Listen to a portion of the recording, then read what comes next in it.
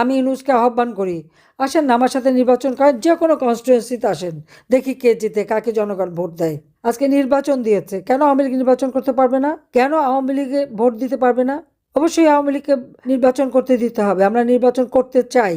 হ্যাঁ, 2014 সালে BNP election করে বয়কট করেছে, 2024 সালে তারা বয়কট করেছে, 2018 সালে একটা সিটে একের অধিক তারা নমিনেশন দিয়েছে। 300 সিটে যদি 700 নমিনেশন দেয়, তবে নিজেরা যা মারামারি করে নিজেই উদ্যোগ করেছে, এখানে আওয়ামী লীগের দোষটা কি? কিন্তু 18 সালের নির্বাচন নিয়ে সেটাকে বিতর্কিত করে, এটা তো ইউনূসের মেটিকুলাস ডিজাইনের অংশ। সব তথ্য বেরোচ্ছে এখন। আজকে আমি বলবো যে আমাদের কৃষক, শ্রমিক, ছাত্র জনতা, মেহনতি মানুষ, নারী সমাজ, সকলে যে যেখানে আছেন সবাইকে ঐক্যবদ্ধ হতে হবে। এটা কোনো নির্বাচন হচ্ছে না, এটা নির্বাচনের একটা খেলা। এখান থেকে কোনো জনগণের ম্যান্ডেট আসবে না। নির্বাচন নামে একটা প্রহসন হচ্ছে, যেখানে আওয়ামী লীগ অংশগ্রহণ করতে পারে না, সেটাখানে আবার নির্বাচন কিসের? অন্তত 50% ভোটারের আমরা আমাদের পক্ষে।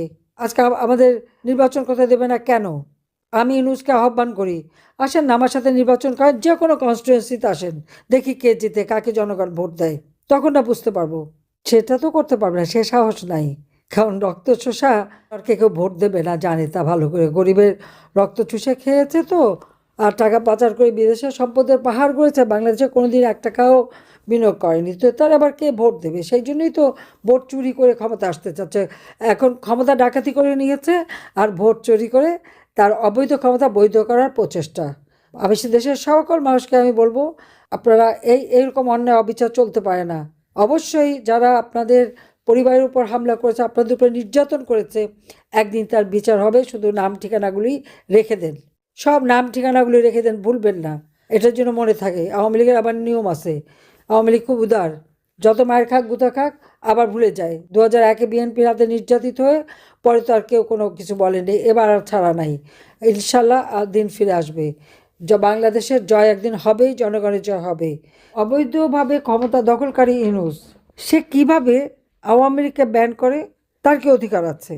তাকে আমি প্রশ্ন করি যে সে কি জনগণের ম্যান্ডেট নিয়ে ক্ষমতা এসেছে, জনগণের ভোটে ক্ষমতা এসেছে? তা তো নয়। আর তারপরে আওয়ামী লীগকে ব্যান করে। তার কি কোনো অধিকার আছে আওয়ামী লীগকে ব্যান করার? তার কি কোনো অধিকার আছে যে আওয়ামী লীগের কেউ ভোট দিতে পারবে না বা নির্বাচনে অংশগ্রহণ করতে পারবে না? কেন পারবে না? সেটাই আমার প্রশ্ন। এই লাশের উপর পাড়া দিয়েই তো ডক্টর মোহাম্মদ ইউনূস ক্ষমতাটা দখল করেছে, এটা কারো ভুললে চলবে না। কোটা আন্দোলন, কোটা তো আমি বাতিল করে দিয়েছিলাম, কোটা তো ছিল না। তারপর ছাত্রদের সব দাবি মেনে নেওয়া হলো। যেই সব দাবি মানা হলো, তখন আসলো কি? 9 দফা। আচ্ছা, 9 দফাও যখন মানলাম, তখন আসলো 1 দফা।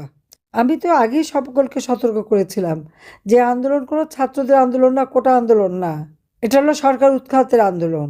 ডক্টর ইউনূস গ্রামীণ ব্যাংকটাকে পেয়েছিল একটা সোনার ডিম পাড়া হাঁস। এইটা ভাঙিয়ে সব জায়গা থেকে সে টাকা যে কামাই করত, ওইটাই ছিল তার একটা মানে আমব্রেলা, একটা ছাতার মতো। এটাকে ব্যবহার করে করে সেসব দেশে বিদেশে তার ভালো মানুষের একখানা চেহারা দেখায় দেখায় সেখান থেকে টাকা কামাই করতো এবং অর্থ আত্মসাৎ করতো। তার যে অবৈধভাবে অর্থ উপার্জন, সেটা ঢাকা দিত ওইভাবেই, গ্রামীণ নাম ব্যবহার করে করে। ইউনূস ক্ষমতা আসতে না আসতেই প্রত্যেক কারাগারে যত জঙ্গি, সন্ত্রাসী, খুনি যারা জেলে ছিল, সবাইকে কিন্তু ছেড়ে দিয়েছে। প্রশাসনে আমরা দেখি যে সরকারি কর্মকর্তা, পুলিশ, সেনাবাহিনী, সশস্ত্র বাহিনীর সদস্য, সবার বিরুদ্ধে মামলা।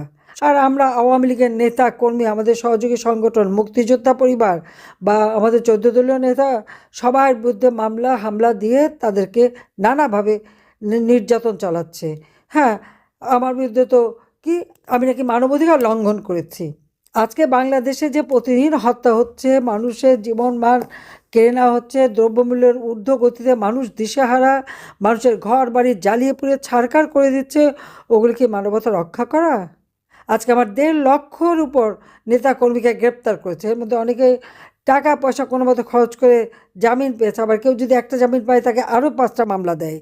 কাজে এর হাত থেকে দেশকে রক্ষা করতে হবে, মানুষকে রক্ষা করতে হবে। আমি জানি আমাদের নেতা কর্মীদের উপর যে অকথ্য অত্যাচার চলছে, যার জন্য মানুষ দিশেহারা। আমি তো দেশ ছেড়ে আসতে চাইনি। আমি ভেবেছিলাম ঠিক আছে, আমার বিরুদ্ধে এত আন্দোলন, আমি টুঙ্গিপাড়া চলে যাব। কিন্তু আমাকে তো একেবারে মানে আমি প্রধানমন্ত্রী হিসেবেই নিয়ে এসে আমাকে গেল। হ্যাঁ, আমি দেশে ফিরবো, নিশ্চয়ই ফিরবো। ইউনুস ভেবেছে কি 1 মাঘে শীত যায় না? আর আমি তো আছি, যত দূরেই থাকি আমার মনটা আপনাদের মাঝেই আছে। আপনারা ভালো থাকেন, সুস্থ থাকেন। দেখা হবে খুব শিগগিরই। খোদা হাফেজ। জয় বাংলা, জয় বঙ্গবন্ধু। বাংলাদেশ চিরজীবী হোক।